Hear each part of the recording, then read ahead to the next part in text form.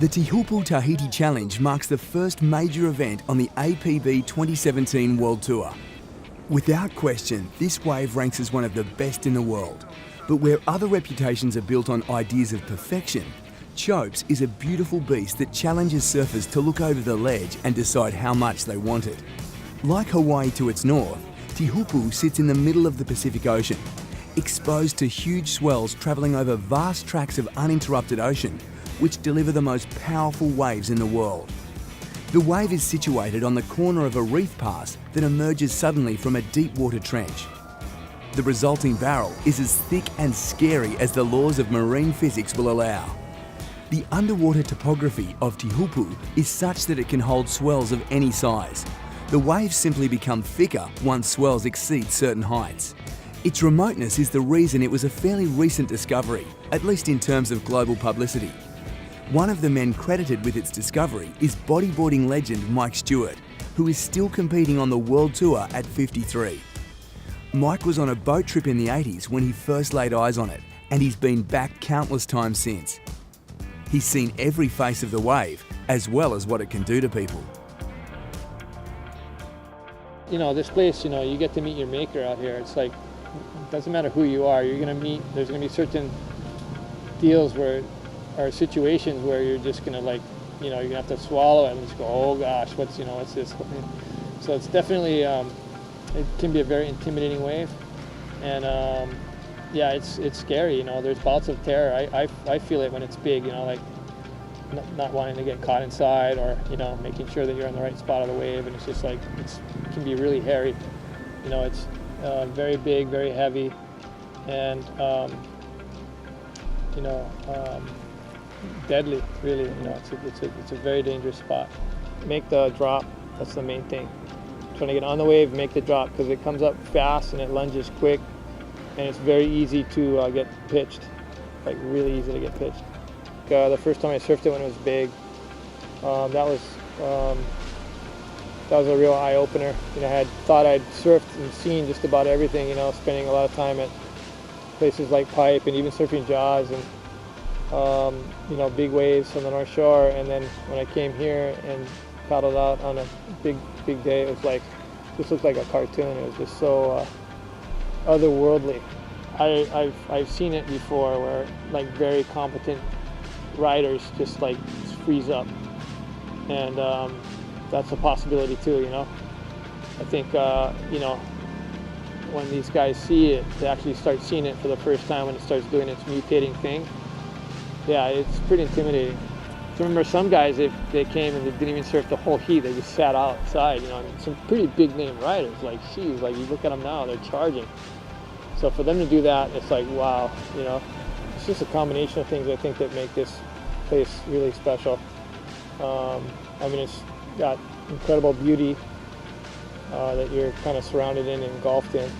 But the wave is also extraordinary, where it's just a deep, you know, it's a piece of reef that just kind of continues off into the abyss. And because it goes into such deep water, there's nothing impeding its energy. So when it comes in, it's unloading all that energy straight onto the reef. And I guess the curvature of the reef and the fact that it's angled up, it just kind of surges up onto the reef. And yeah, just it doesn't, after a certain point, it doesn't really get really higher, it just gets thicker. It's beyond compare, I think. The only thing you could maybe compare it to on a small scale would be like some sort of little slabby sandbar or some slab somewhere. But the fact that it is the shape that it is and kind of holds that perfection at size is really extraordinary. And I think that that's what makes this place different than any place I've ever been to. The Teahupoo Tahiti Challenge has resurrected professional bodyboarding's long history with the wave. Bodyboarding was the first sport to host an event at the break, and it's a welcome return for locals like Tahure Henry. A dream coming true for all of us, huh? We've been dreaming about it for so many years. Last contest was in 2003. It came back last year. The swell looks pretty big. Like, to tell you the truth, it's pretty intimidating. Like, it's one thing to surf it big, but it's something else to surf it big in a comp. It's definitely gonna be good on my side to be a local, but sometimes you put so much pressure on yourself because it feels like so many people think you're gonna do good or like, yeah, gonna be ripping and charging, but I'm like everyone. I know the wave better than a lot of them, but now we're gonna see the best one is the one that is gonna get the best wave, and he's gonna win, so it could happen to anyone. 6 feet of swell was on hand for round one of the Teahupoo Tahiti Challenge. A slightly overcast day was offset by favourable winds that created clean barrels. The non-elimination round consisted of 3-man heats, with the winner progressing directly to round 3, while second and third place getters faced early exits in round 2. Former world champion Amory Laverne won the opening heat. He posted an excellent score with his first wave and then backed it up with a forward spin into the barrel. That is going to be one of the highest scoring waves so far of this event. Yeah, I would say that is going to be also getting close to that excellent range. Back on the boat, he spoke about his expectations for the remainder of the event. It's just an amazing place. Hopefully it gets better, you know, it's because Teahupoo can get so good, you know, but it was already so much fun for most of the waves we got on the tour most of the time, so this is super cool. But this is pretty much the same condition that we had last year. So we're waiting for something bigger. Hopefully tomorrow we get some big ones out there and make a good show. It's magical, but yeah, it's a serious contest. You know, it's a serious wave.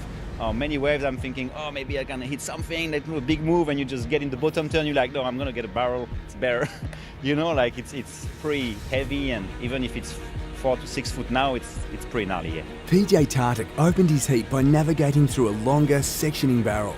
Oh my, look at this one, PJ, the Puerto Rican. But that was matched by 9-time world champion Mike Stewart. Slid right into the pocket, clean flowing. Oh. Cool, down speed. In testament to the conditions, the veteran waterman was clearly stoked.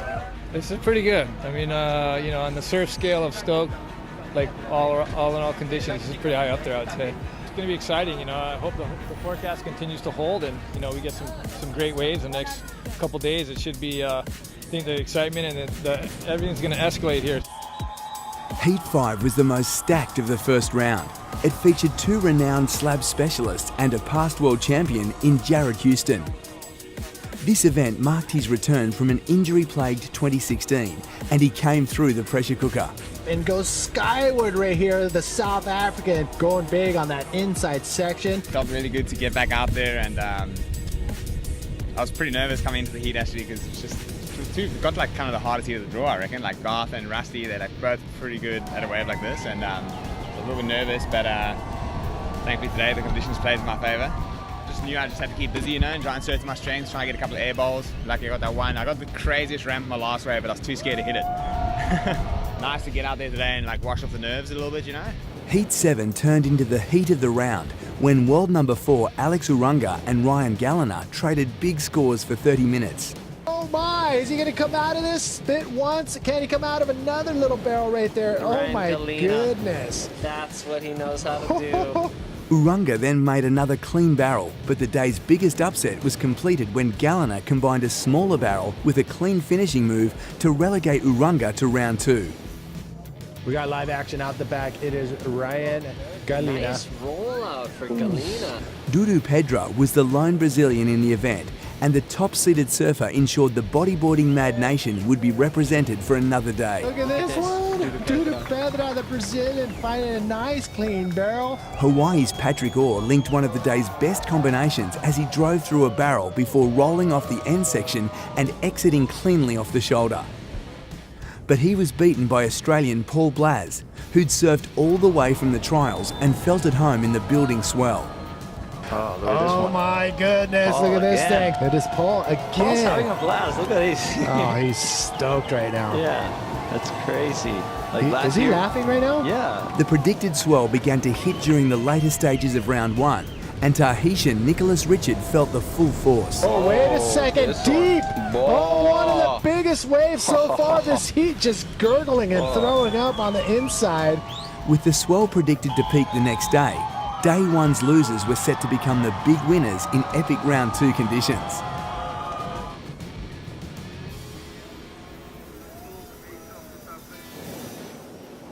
The long-predicted swell greeted surfers on the morning of Round 2. The sound of the pounding swell alerted riders even before they made it into the lineup, and the feeling in the channel was electric. Waves ranged from 8 to 12 feet. The direction was perfect for the Teahupoo Reef, and it was all framed by a blue sky. With the heat winners from the opening round progressing straight to Round 3, it gave some lesser names their chance to shine on the biggest stage in world bodyboarding. Tahitian Hitoti Henry was up against Chile's Sasha Damjanic in the first heat, and the locals stood up in the big stuff. And right there, I mean, he stayed in the barrel as long as he could. Even though it was a quick, short barrel, it was still sizable. Where Damjanic chased some medium sizes, Henry waited for the bombs, and it paid. The local boy, nice clean bottom turn, finds the barrel, and claiming on the way out. But Damjanic didn't go down without a fight. Look at this one. Oh my goodness! Streamer just got a little too deep. So that's exactly where the local knowledge is coming into play. Hitoti continued to put himself in the right position and pick off the better waves. And another nice clean bottom turn, making it to the bottom cleanly, and just a ton of speed, able to get under that lip. When Damjanic pulled back, it presented Hitoti with a final chance to cap a perfect morning's work in front of his home nation. Hitoti Henry dropping in. Beautiful ride here. Oh my Nice goodness! one. After watching from the channel, Erik Gomez was ready for the challenge as he prepared for Heat 2. It's like sick, it's pumping, it's paradise, huh? All the conditions come together and today is the day, huh? Big and perfect. Just want to get out there and get some bomb. When his turn came, Erik displayed plenty of caution as he pulled back on his first two offerings. Pulling back right there in yellow, Erik Gomez. But if anyone thought he'd lost his nerve, his late drop into the biggest wave seen thus far proved everyone wrong.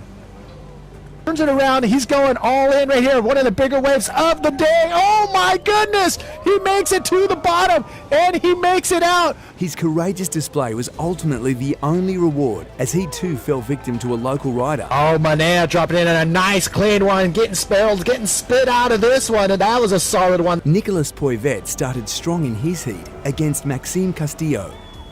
Nicholas, he's up and riding. Driving through that one, stayed in there for quite a while. That was a nice ride. The Frenchman's comeback was all too late. The waves, and here he goes. This is going to be one of his two scores that he needs. Maxime Castillo, the Frenchman, in red, drops in, nice clean line, holds steady, and he does come out of that barrel. Local surfers continued to dominate, and the next heat was won by Angelo Farrer. Deep barrel right there. Angelo holding steady, hitting the brakes, trying to stay in as long as he could, and he comes out. That was perfectly executed. Angelo making it all the way to the channel. Laurie Grenier defeated PJ Tartak in a high-scoring heat in which both surfers drove through some big barrels. Holding that edge, and he does find the barrel. Can he hold on? The wave just stay open.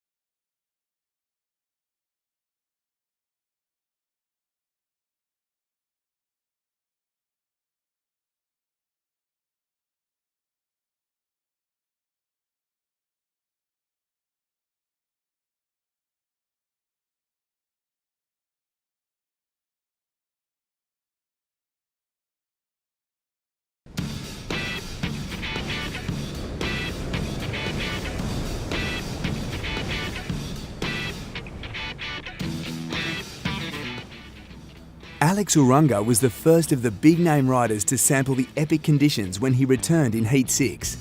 After watching the morning's heats, he was understandably amped. I was waiting for my heat like since I wake up, and before when I was in the land I saw really good bombs, so I'm excited. Just look out there and it's fucking perfect. They changed a little bit from yesterday. Yesterday was okay too, but today is bigger and the conditions are really good. We were waiting for this. Yeah, I expect to get the same. Yeah, I missed this session because I just want to be safe until my hit. So, but yeah, now I feel a bit jealous about these guys. When Oolonga finally entered the lineup, he took control, stalling in critical sections and even attacking the lip. Here's the live action. Alex Oolonga dropping in on this one. Another Oh, he's in. and he gets out of that. Oh, nice one. He already had control of the heat when he scooped another barrel that he finished with an invert, but he wasn't done. His next barrel earned him the first perfect score of the event. Here we go, Alex. Deep. Oh, wow. He's gonna stay up. Beautiful. That was incredible. Alex Oolonga. Feeling so good, man.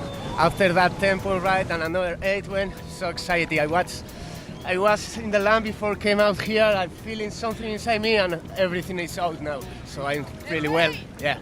Man, just I was in the correct place and I saw the way that when I start paddling I know that it's going to be really good, no? So I focus everything in the line and just I try to feel it inside the barrel and yeah, when I come out I feel so good. This is Teahupoo and this is one of the best waves in the world. Man, the emotions are, and it's good, no? Everyone is screaming in every set and just everyone like feeling the waves and the sensation of this competition that it's been really cool. So it's good to be here, yeah. Another of the top seeds got to showcase their abilities in the best conditions as Dave Hubbard entered the water. Can't really beat it, can't ask for more. We got a beautiful location, the wave itself is beautiful and the conditions are awesome today. So you add the best riders in the world and you've got a spectacle. So the first 2 heats had some crackers and I mean guys continue to get good waves since the start of the event, but even before the event commenced in the free surf there were some sick ones. In the free surf last night there were some sick ones, so I mean everybody's just on just peaking, just revving really high because there's a possibility to get just amazing waves out here. But if you can get Teahupoo with just one other guy, you know, 10, 15, 20 foot faces, that's the time of your life, maybe. Yeah, if I could just continue with the momentum that I have with this wave and just in the free surf, yeah, I'll be stoked. Mainly, I just really enjoy participating, and if I can have fun and get some good waves, then I'm content. You know, if that means I make it through, great, and if not, I'm still stoked. Tahitians have been making it through all their heats here in round 2. And I'm up against the Tahitians, so I hope to break that trend, but even if I don't, I'm stoked for the Tahitians to do good at their home break. Born and raised in Hawaii, Hubbard is naturally comfortable in heavy waves, and it showed during his heat. He used wave selection and positioning to build a solid lead. His local opponent, Tumeri Teahupoo, was unable to match Hubbard's ability in the big stuff and found himself caught out in the lineup, which opened up another great scoring opportunity for Hubbard. Watching the heat live, the big bomb coming in. So Dave Hubbard engaging his rail, scooping into a smoker. Oh, it's coming out. Wow. The day didn't get any easier for Teahupoo. When he did find himself alone and in position for a set wave, he got in too late and was swallowed by an almighty beast. It was then the turn of the Hawaiians to dominate as Patrick Orr knocked out another Tahitian rider in the next heat. Positions himself perfectly on that one. Oh, and another pit! He's gonna come out of there! That's 2 sections! His next wave wasn't as big, but he once again found a running barrel that he linked through multiple sections on his way to the heat win. Australia's Garth Mcgregor is a relatively unknown name to newer bodyboarding fans, but he showed why he's ranked as one of the best in heavy barrels. Gets in there, racing through that one, drops the legs back in, maximizes the tube time, and he's out. Nice. But Garth Mcgregor, live action. G-Mac, that was a bit of a stonker, eh? Like, he just came in through from so deep there, man. Just powers through that thing. He eliminated American Rusty Friesen in a high-scoring heat, in which the American did everything he could on the waves he was given. So after surfing this morning, it was really hard because this morning was pumping so much. And other than that, I don't know. You're just sort of luck of the draw, especially when you're surfing against someone like Rusty. He's got the same capabilities. Hell, mad tube rider. So yeah, nah, I'm stoked. I wasn't really worried, like especially after this morning. I knew I'd sort of won in a way for myself. Just getting some pits and doing it in Tahiti. Just so fun. You just want bigger and more bigger, and every set, just hoping it's bigger. But we got what we got, and pretty stoked with that. Another surfer who relishes the heavy water is young Australian Louis Finnegan, who'd been watching anxiously from the channel. It's pretty amazing. The waves are pumping. It's quite slow, but when they come, they're just bombs. So hopefully a few sets come in my head. G-Mac just got a bomb, just freight trained the whole way through, and I was screaming for him in the channel. Ended up getting 9 points, so it's looking pretty safe to make the round. Louis was granted his wish a short time later, but it didn't turn out the way he'd hoped. Oh, skipping down the face of the wave and loses everything. In a testament to his character, he gathered himself and returned to the lineup with better success. In a heat plagued by tricky conditions, Julian Miramont overcame Sebastian Kreft. The final heat of round 2 included Hawaiian Jacob Romero, who was making his first trip to Teahupoo. I always wanted to come to Tahiti. I've never came, and came here last night, and woke up this morning, and it was like similar to where I live, like Hana area, Maui. So I was like, oh, this feels like home. And I got a couple waves, so yeah, it feels good to be here finally.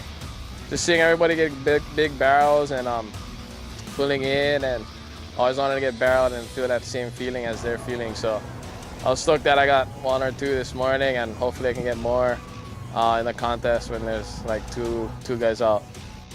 I don't know which ones to go. Maz kind of told me to go in a couple waves, so I was kind of open. There was one. My first wave was pretty good, and then after that it was pretty hard to like kind of read the wave, but I guess when it's bigger, it's kind of, you can see it more. Yeah, I got a few, and I was stoked.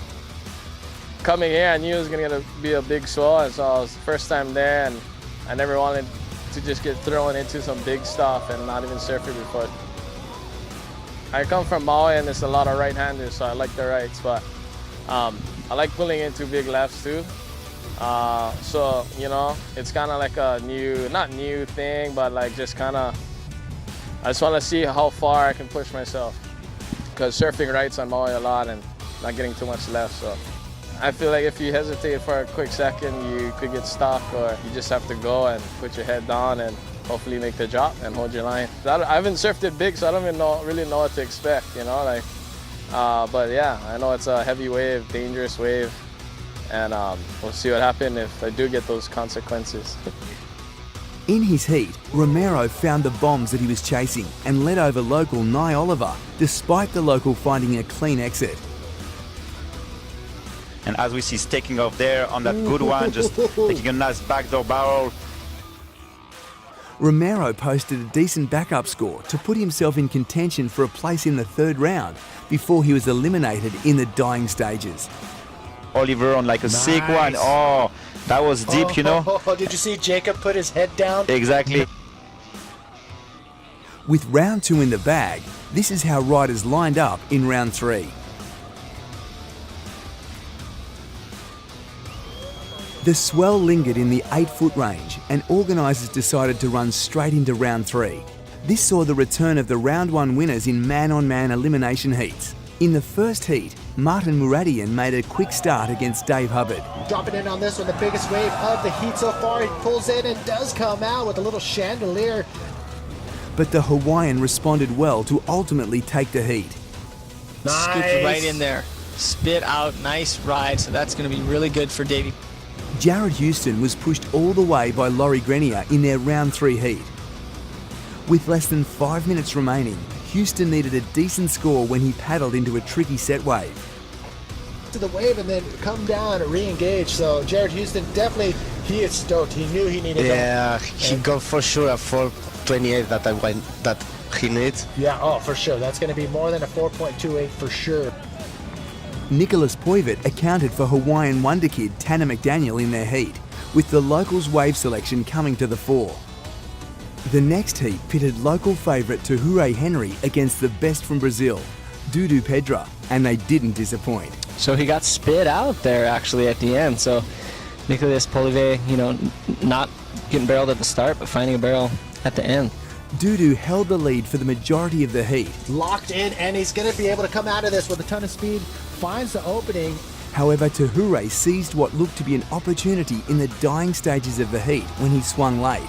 Unfortunately, the wave clamped, and he turned to see Dudu on the heat-winning wave. Ton of speed, and he gets into the barrel. Can he hold that line? Is he going to come out of that? It looks like it's going to stay and just crumble all over him, and he does not make it out. But look at this out the back. Dudu Pedra, the Brazilian. Is he going to come out? He comes out with the spit. Amazing.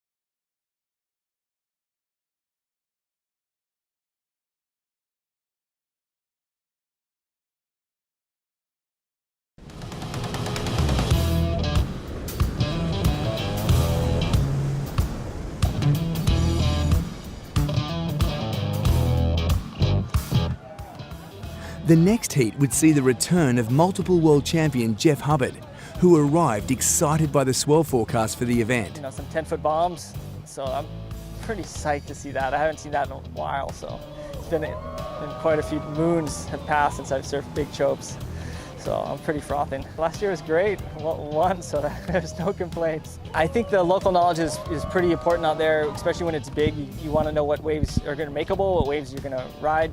It's different than a free surfer. You're just taking off and catching anything, and you're not too focused on making it. You're just trying to get the shot or get the photo or whatever.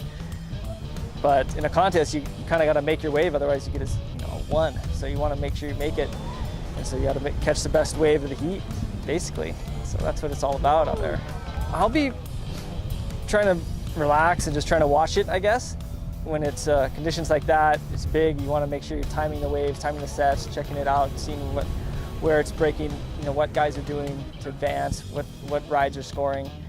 Last year we had a lot of moves that were scoring. You could get some good hits and high scores for that, but you also get some high scores for doing big moves. This year, I think if it's if there's 10-foot sets, there'll be a little less commitment on moves, just because it's so sketchy to do like a big backflip on a 10-footer.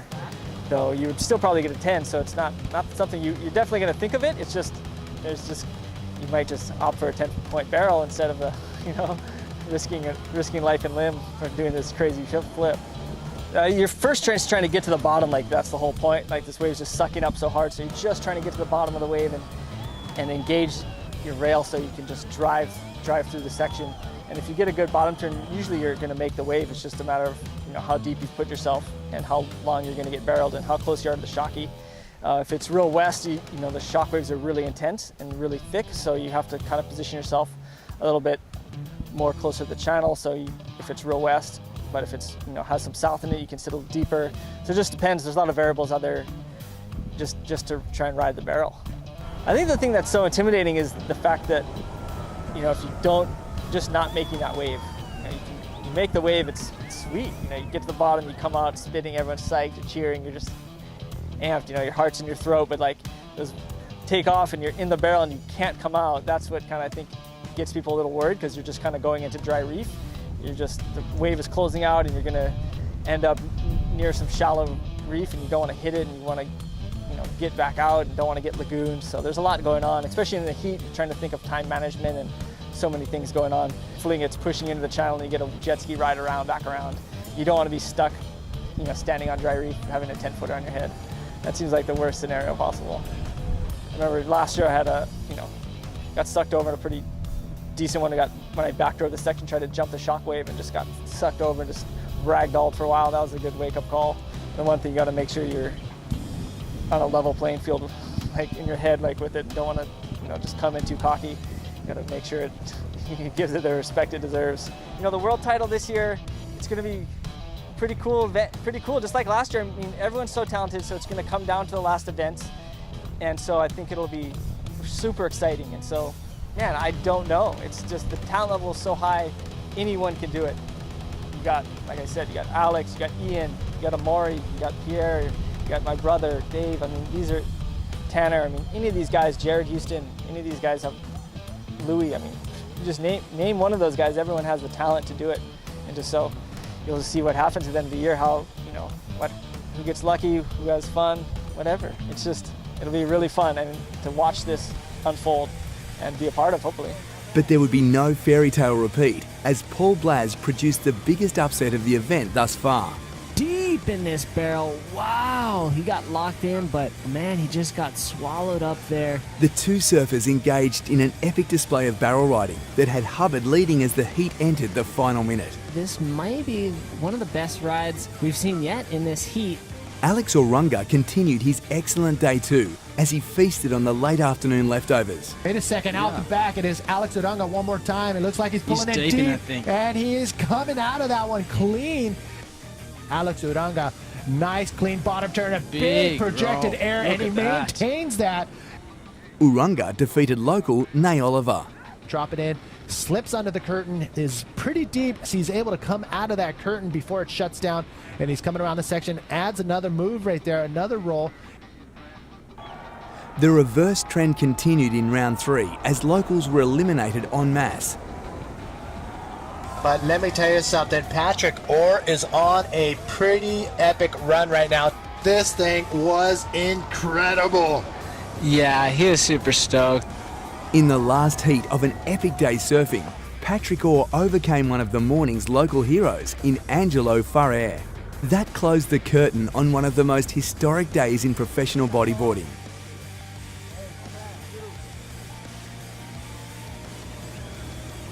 When surfing resumed at the Teahupoo Tahiti Challenge, riders were met with a new swell that registered at a relatively friendly 6 to 8 feet, guaranteeing high performance surfing. Louis Finnegan continued his excellent form from the free surfing sessions as he overcame last year's runner-up, Cedric Estal. It looks like it's going to stay open in that section right there. Can he make it out? Going up high, and he does come out from deep within. All right, Louis Finnegan from Australia dropping in. Nice clean bottom turn. Another clean section that stays open for him. He's coming around there, and he's going to kick out of there as well. But that was a pretty solid ride from Louis Finnegan. While Mike Stewart drew on his wealth of experience to defeat fellow Hawaiian Ryan Galliner. Textbook bottom turn. This is classic Mike Stewart right here. Mike Stewart on the inside, another clean bottom turn, getting another clean barrel and another section. He does come out, just forces his way out of that whitewash. Wow. Garth McGregor had built a cult following amongst the Tahitian crowds and was a popular winner even against one of the locals. On the ledge here, he's going to try and tuck in, pulls in, nice little co-rope. For the last heat of round number 3, out in the water, we do have Omri Laverne himself with Hitoti Henry. Really exciting to be here. It's kind of working, but holiday at the same time because I was really busy at home. So yeah, it's super exciting to compete here, you know, and because we've been competing last year. It was the first time I'm competing here, now second time, and we just hope to get the best conditions there. It's more about your personal confidence, I guess, because you can be fit as much as you want. If you hit the head on the head on the reef, it's something wrong is going to happen, you know, even if you are really fit. It's hard yet to predict really where to sit and which wave are the best, because some small ones are get really good, like a long barrel, and the big ones are getting like heavy. So yeah, I think I'm gonna just check it out in the channel before my heat and see how I'd go. I think even if you see it in video and stuff like that, when you get there in that channel, it's pretty far from the shore. So even if you watch from here, you're like, oh, I know, I'm pretty much sure how it's breaking, but you never know when you get there. You're like, okay, this is that big and that wide and that close to the reef, and sometimes you're like, oh, it's small, I'm gonna get some ramps, but it's just so heavy, you know, and it's hard to really do what you want exactly on this wave, you know. But yeah, it's the experience there. I think it's a big call. So it's why the Tahitian riders have a big point for them, like with that experience of the sport, and especially with this condition, which is not perfect, because Teahupoo can be like amazing. So it's gonna be good, but because it's a bit tricky today with that swell, and I think the experience is gonna be really important. Yeah, this is one of the makers on bodyboarding, especially because here bodyboarding are really respected. You know, some places in the world are really good for bodyboarding, but there is no bodyboarding culture. Here you get here and people got Taure and Alvino, all these guys get respect here, you know, and people respect bodyboarding. Like with Simon living here for many years, you know, so that's make even more special for us. You know, Hawaii, it's really good, many guys and bodyboarding are respected. So that's make a place really special. Same in Fronton, Canaries, bodyboarding are really respected, which is really good for us to come here and see people really happy to see us surfing there and sharing the wave with us, and that's make it really special, yeah. Omri Laverne on his first wave. Here's Maz taking off, driving through a little barrel. It spits, and he still navigates that little foamy section. This looks like it could be a solid wave behind the section. It looks like it's going to stay open, and he does come out of that with a deep barrel. I can hear, and he goes for a roll. That is what he's waiting for. This is definitely going to help his cause. The round then closed with another seismic upset, as world number 2 and event favourite, Amory Laverne, was beaten by round 2 hero, Hitoti Henry.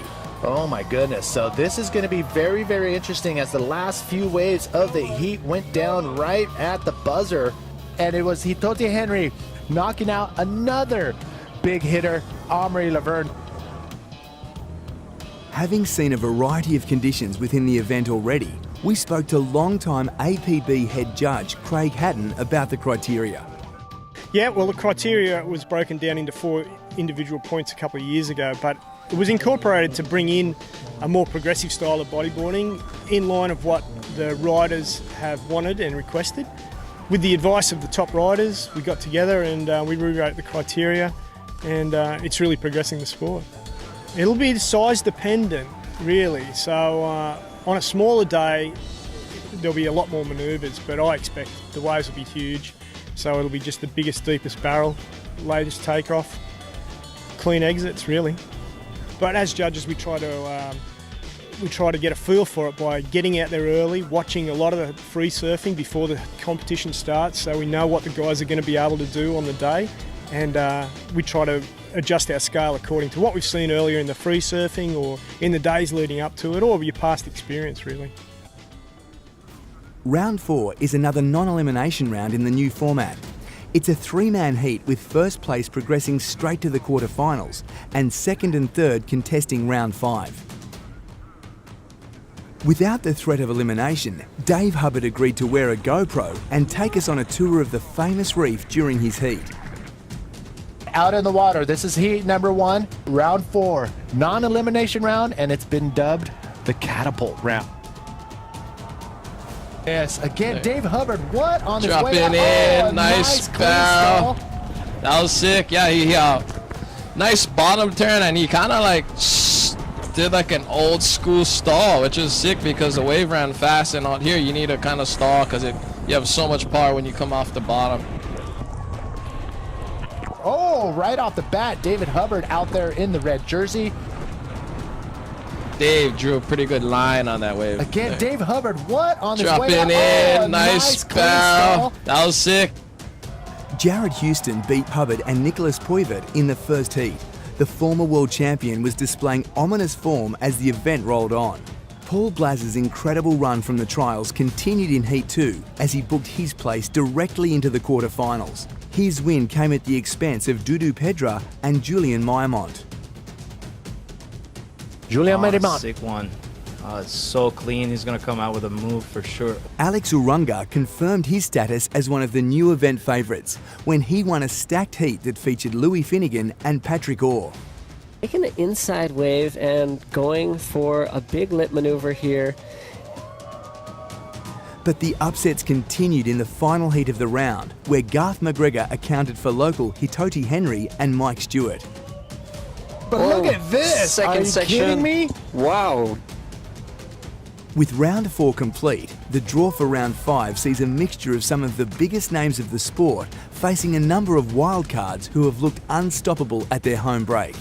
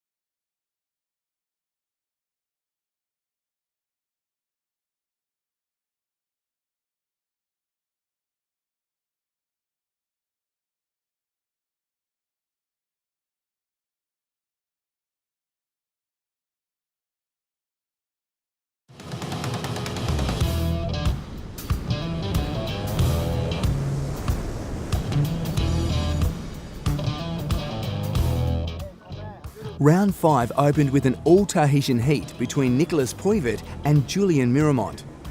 Both riders exited good-looking barrels, but the judges gave it to Poivit, who entered the quarterfinals as the sole Tahitian left in the event. Clean barrel. Nice shot. Is he going to come out? And he does. Another long barrel right there. Dave Hubbard snagged the best waves in his heat against Dudu Pedro, and he made the most of them. Oh, this one's nice, a little bigger. In a close heat, Mike Stewart employed his barrel riding mastery to eliminate Patrick Orr. Patrick Orr dropping in, nice clean barrel. Look at this thing, he's deep. Is he going to come out of that? Yes, he stays wide open. Comes around that entire section, nice. A little face turn, gets in the pocket, gets in the barrel, and he comes out and kicks out right there. Live action, nice clean drop. Mike Stewart, a check turn, and look at this, comes out with a nice flowing roll. In another tight contest, there was little to separate Louis Finnegan and Hitoti Henry. Does come out, wow, that was a pretty long barrel for Hitoti Henry. But it was the Australian who finished the heat on top. Louis Finnegan, and he comes out of a deep barrel right there. Looks like it is shutting down just a little bit on the way out, but he was able to poke out of there, and you saw him go for a spin. Yeah. As part of each stop on the World Tour, the APB organised social days where they spend time giving back to the communities that welcome them around the world. This year in Tahiti, it meant a day hosting some local kids. Such a fun day, man. The sun's up, the kids are having the best time ever, and such a special group, you know. They're from the disabled school up here, and we hung out with them last year, so it's actually pretty cool. I've met some of these kids before, so I fully remembered them, and I was like, oh, what, I saw you again. And they were stoked that we remembered, and man, they are just loving it. So much laughter, so much smiles, and you can see it like really, would be one of the funnest days they've had in a long time, I reckon. As an adult and as someone who travels a lot, you know, you kind of take things for granted, and but today is so special, man, to be a part of this, and just see them just so happy and enjoying, connecting with something so pure like riding wave and being in the ocean. It's beautiful. I'm not really out there showing them how to bottom turn and stuff like that. I'm just pushing them onto waves and listening to them laugh and high-fiving them and just having the maddest time. You know, I just want to show them that this is here, you know, it's free, and that they live just up the road and they can really connect with something like this and have such a healthy lifestyle, and that's all I want them to take from this. The perfect medium-sized conditions made for some close heats in the quarterfinals. At this level, guys are all competent barrel riders, and the task of judging waves was enormous. Jared Houston eliminated the last remaining Tahitian in the first heat when he defeated Nicholas Poivit. But look at this, wow. Nicholas with a deep pit. He is going to come out of that, and he comes out with a spit, hits the brakes a little bit. And out the back, look at this, drop it in. Jared Houston, the South African, slips under the curtain right there and gets a nice clean line, holds steady, and he comes out perfectly. After eliminating Jeff Hubbard earlier in the event, the giant killer from Australia, Paul Blaz, defeated Dave Hubbard to earn himself a place in the semi-finals. Alex Oolonga had been on fire all event, but Mike Stewart found the deepest barrels to eliminate him in the highest scoring heat of the round. Stewart's heat win was built on an almost perfect barrel ride that was awarded a 9.4. Super stoked because he's a very, very competitive guy. The guy's crazy competitive. So really, really cool. Good, big accomplishment for me. He led pretty well at the beginning, and then I kind of came back towards the end, started getting some and getting into a good rhythm. And I think that helped me out, you know. Yeah, it's really hard to kind of have a predetermined plan, you know. You got to be pretty dynamic in your whole approach and your thought process, and that's kind of what I do. The smaller conditions might have favoured Louis Finnegan in his heat with Garth Mcgregor, but the veteran's barrel riding was the deciding factor as he booked an unlikely semi-final berth. Garth Mcgregor dropping in on this one, and look at this gem right there. Is he going to come out full speed ahead? So deep. And Louis Finnegan right behind him, getting a piece of the action, and he's going through a beautiful turquoise cylinder as well. At the end of the quarterfinals, this is how the semis looked. Wildcard Paul Blaz faced yet another tough task, facing a red-hot Jared Houston, while the greatest of all time, Mike Stewart, goes up against Aussie Garth Mcgregor. First focus is just to get a couple of bombs like that. For me, that'll be enough. Just tick that off, and if I can get enough bombs to secure a win, then that'll just be the dream.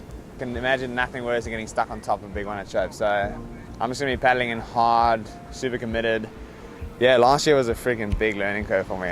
Like, just such a learning curve in the roller coaster of life. You know, you can be so high, you can fall down so low.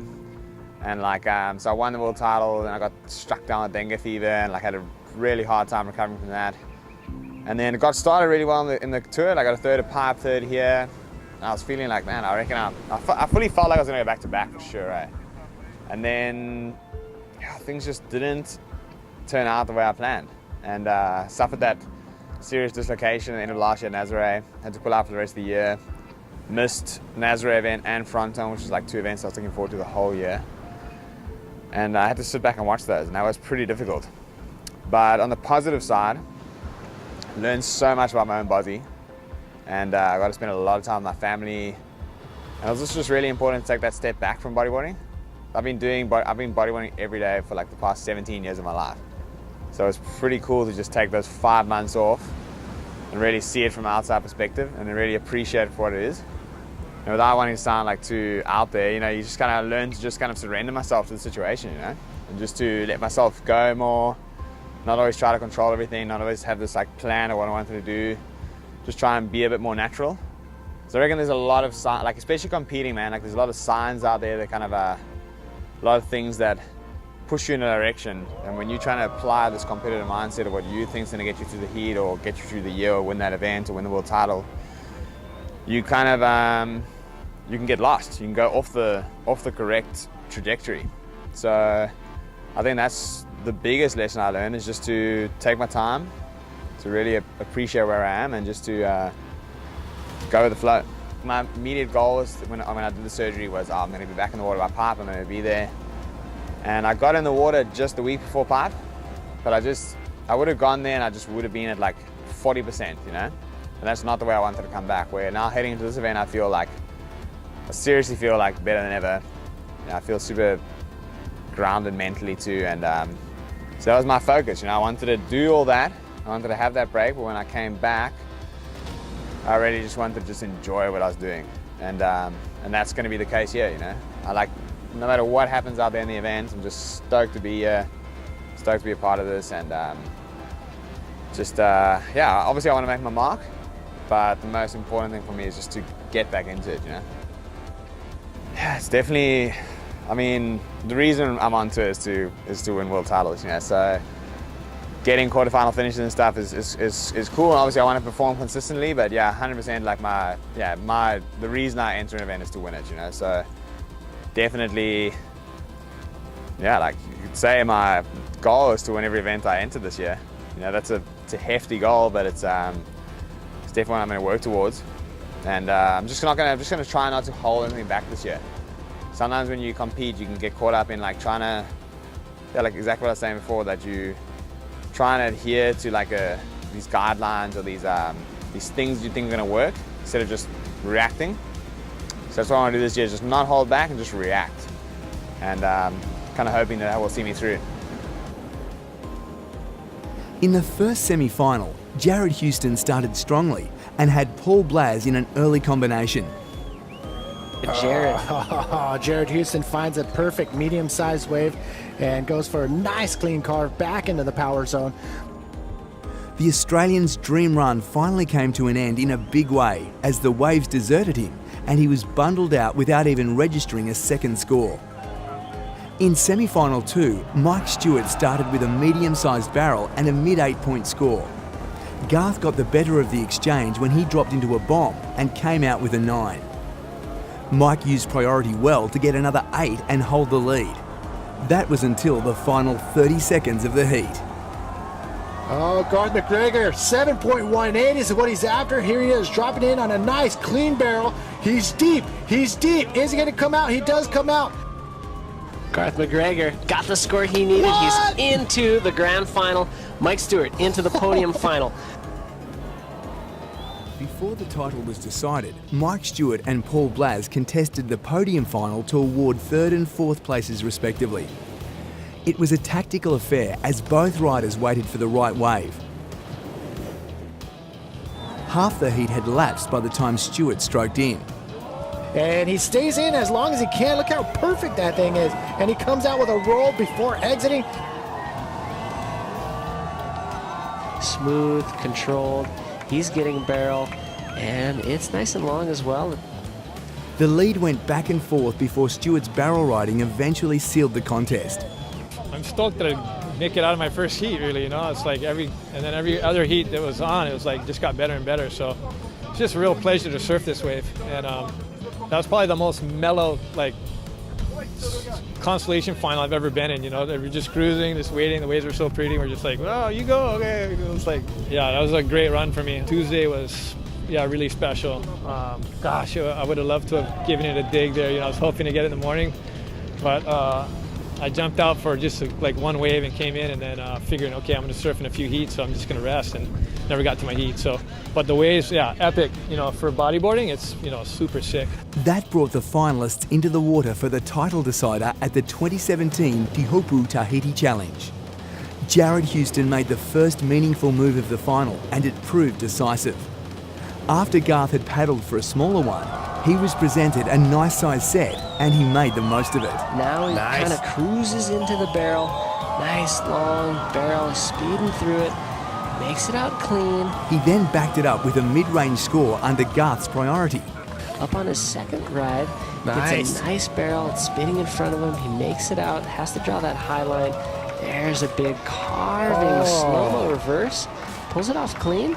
I liked it. The pressure looked to have gotten to Garth for the first time all event as he failed to make his way out of a smaller wave and turned over priority. Jared used it to extend his lead. With Garth now chasing a big score, Jared kept busy and took another wave under Garth's priority. He not only extended his lead, but locked in his highest score of the final. With Garth now needing 2 scores, the ocean went flat. He was able to scoop a small consolation barrel, but it made little dent in Houston's lead. The clock wound down and Houston's comeback was complete, an accomplishment made even sweeter after enduring a horror year in 2016. Feels amazing, man. It feels surreal, bro. Like, just yeah, kind of speechless, you know. I was saying to Heenan before that, you know, I've been through a lot the last 6 months, and you know, it was touch and go whether I'd make this event, but just had my heart set on it. I had a really great physiotherapy team that really helped me get to this point, and yeah, man, I'm just so blown away, really. Yeah, man, 2017 has definitely gotten off to a bang for me, and yeah, you know, like I'm going to be giving it all my all this year. World titles I've got my sights set on, and couldn't have asked for a better start, really. Bro, who doesn't want to win a trophy, you know? Like, this is insane. It's right up there with some of my best moments. You know, it's such a cool final with GMAC. I had such a fun week with him, really, you know? Like, he's just one of the coolest guys I've ever met. And to share that final with him, and it was just so fun. You know, so fun. I wish the waves had been a lot better. You know, I wish the waves had been a lot more consistent. You know, just kind of went dead for the last few minutes, and he kept saying to me, "Oh, I just wish I could get a good barrel." And I was kind of like thinking, last 3 minutes, if a bomb comes through, I'm fully just gonna give it to him. Hey, like he can just get pitted off his cone. But alas, it didn't happen. But it was a beautiful day, and like I said before, just bewildered, really. After claiming the victory in Tahiti, South African Jared Houston sits in first place following 2 rounds of competition, with Garth McGregor, Jeff Hubbard, Alex Oolonga and Mike Stewart all breathing down his neck heading into the next round in Brazil. Thanks for joining us in what will go down as one of the best ever bodyboarding contests ever witnessed. And we look forward to bringing you all the action from the remainder of the tour.